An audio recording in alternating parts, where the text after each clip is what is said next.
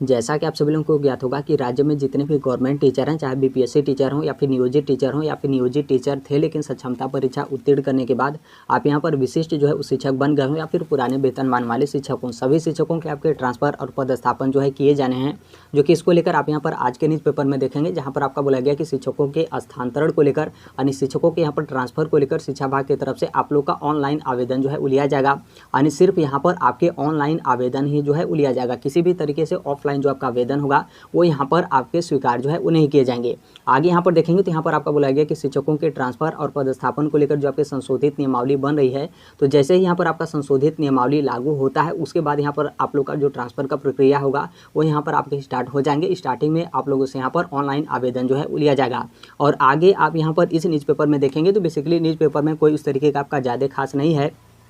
कल एक आपने नोटिस जो है वो सूचना आपने जो है वो देखा होगा, जो कि वो आपका सूचना जो शिक्षा विभाग के अपर मुख्य सचिव हैं उनके कार्यालय के सामने जो है वो चस्पा किया गया था। और उसमें बोला गया था कि बहुत सारे इस तरीके से जो शिक्षक हैं वो अपना इच्छित विद्यालय यानी जिस विद्यालय में उनका मन है उसमें अपने ट्रांसफ़र और पदस्थापन को लेकर वो लोग यहाँ पर क्या करें कि शिक्षा विभाग के पास जो है आ रहे हैं और अपना ऑफलाइन आवेदन जो है वो दे रहे हैं कि हमारा इसी विद्यालय में जो है वो ट्रांसफ़र किया जाए। फिर उसके बाद वो नोटिस आपका जो है वो चस्पा किया गया, जिसमें आपके बोले गए कि ऑनलाइन आवेदन के माध्यम से यहाँ पर स्टार्टिंग में आप लोग का ऑनलाइन आवेदन लिया जाएगा और उसी के आधार पर आप लोग का जो ट्रांसफ़र होगा वो यहाँ पर आपके जो है किए जाएंगे। और जैसे ही आपका संशोधित नियमावली कंप्लीट हो जाता है, लागू हो जाता है, तब ये जो आपका प्रक्रिया होगा वो यहाँ पर आपके स्टार्ट जो है वो किए जाएंगे। और कोई भी यहाँ पर जो शिक्षक हो या फिर उनके जो भी सगे संबंधी या फिर कोई भी यहाँ पर कर्मचारी हो वो यहाँ पर शिक्षा विभाग का जो कार्यालय है, कार्यालय में आप लोग यहाँ पर न आए। तो उसी नोटिस को आधार मानकर ये आप यहाँ पर देखेंगे तो आज के न्यूज़पेपर में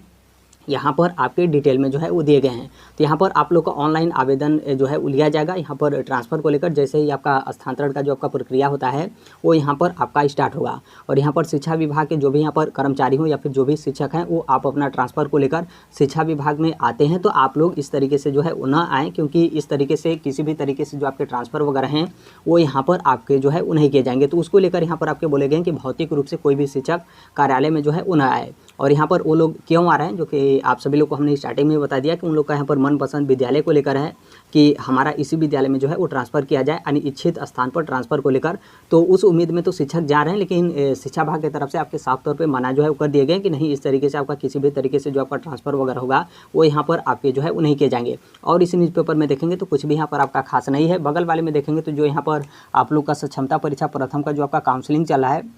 उसको लेकर यहाँ पर आपके दिए गए कि काउंसलिंग में बहुत सारी जो आपकी डिग्रियाँ हैं उसमें यहाँ पर संदेह जो है आपका हुआ है और शिक्षा विभाग की तरफ से शिकंजा आपका जो है कसा हुआ है। यहाँ पर आपका मामला जो है बीएड का है, जो कि बहुत सारे ऐसे नियोजित टीचर हैं जो सक्षमता परीक्षा तो उत्तीर्ण कर लिए हैं और अपना काउंसलिंग करा रहे हैं, तो उन्होंने बीएड उस संस्थान से किया है जिस संस्थान को शिक्षा विभाग की तरफ से अमान्य जो है वो डिक्लेयर किया गया। तो उसको लेकर यहाँ पर आपके जो है वो दिए गए हैं। अब यहाँ पर देखिए आगे इस मैटर को लेकर यहाँ पर शिक्षा विभाग की तरफ से किस तरीके से जो आपका आदेश होता है वो यहाँ पर आपके जो है वो दिए जाते हैं। अब यहाँ पर देखिए शिक्षकों के आपके ट्रांसफ़र को लेकर तो इसमें थोड़ा सा यहाँ पर आपका समय लगेगा और इस थोड़े से समय को आप यहाँ पर ठीक ठाक समय जो है वो समझ सकते हैं। तब तक यहाँ पर जो आपका टीआरई थर्ड का एग्ज़ाम हुआ है और टीआरई थर्ड का जो आपका एग्ज़ाम हुआ है इसका रिजल्ट आप सभी लोग को पता होगा कि बीपीएससी की तरफ से तो आपका बोला गया था कि अगस्त के लास्ट तक हम यहाँ पर रिजल्ट जो है वो जारी कर देंगे। और मान लीजिए यदि अगस्त के लास्ट तक टीआरई थर्ड का आपका रिजल्ट आ जाता है तो इसका मतलब साफ है कि टीआरई थर्ड के जो भी यहाँ पर शिक्षक होंगे आप लोगों का यहाँ पर क्या है कि विद्यालय में जो आपके पदस्थापन है वो यहाँ पर आपके करा लिए जाएंगे।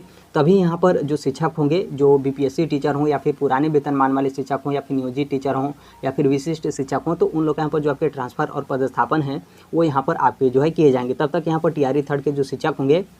आप लोग को यहाँ पर विद्यालय में जो है भेज दिया जाएगा। देखिए यहाँ पर जो आपका ट्रांसफ़र होगा तो जो कि आप सभी लोग को पता भी होगा, जो कि पहले भी आपके शिक्षा मंत्री की तरफ से सदन में आपके जवाब जो है वो दिए गए थे। एक तो यहाँ पर जिनका 40 वर्ष से उम्र जिनका अधिक है उनका यहाँ पर ट्रांसफ़र में थोड़ा सा आपके ध्यान जो है वो रखे जाएंगे और यहाँ पर जो फीमेल कैंडिडेट हैं उनका भी यहाँ पर ट्रांसफ़र में आपका ध्यान जो है वो रखा जाएगा। और यहाँ पर जो दिव्यांगता श्रेणी के कैंडिडेट हैं उनका भी ध्यान रखा जाएगा। और यहाँ पर जो पति पत्नी यदि वो यहाँ पर राज्य में जो है गवर्नमेंट टीचर हैं तो उनके यहाँ पर ट्रांसफ़र और पदस्थापन में थोड़ा सा आपका यहाँ पर ध्यान रखा जाएगा। यानी इतने यहाँ पर जो कैंडिडेट हैं इस श्रेणी के जो भी कैंडिडेट होंगे इनका यहाँ पर ट्रांसफ़र और पदस्थापन में आपके ध्यान जो है वो रखे जाएंगे। बाकी जो भी शिक्षक हैं आप लोगों के यहाँ पर जो ट्रांसफ़र और पदस्थापन होगा तो इसमें आप लोग समझ सकते हैं कि जो आपका ग्रामीण क्षेत्र का इलाका हो, थोड़ा सा पहाड़ी वाला इलाका हो या फिर नदी पार का इलाका हो या फिर आपका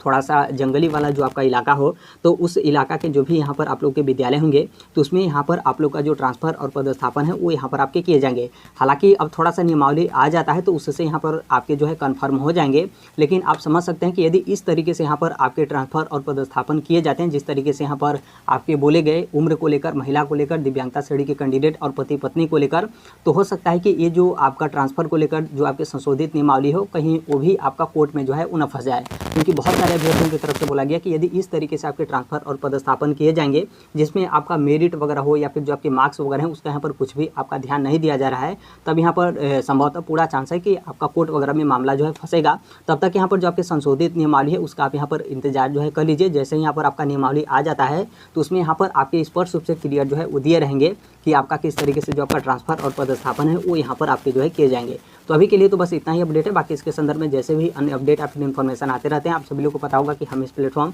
राइट टू एजुकेशन इंडिया जो है शेयर कर ही देते हैं। और अभी तक इस चैनल को आप सब्सक्राइब नहीं किए होंगे तो सब्सक्राइब करते बेल आइकन को प्रेस जरूर कर लीजिएगा। मिलते हैं अगले नेक्स्ट वीडियो में, तब तक के लिए thank you, bye bye, take care, all the best. Thank you for listening, God bless all, thank you.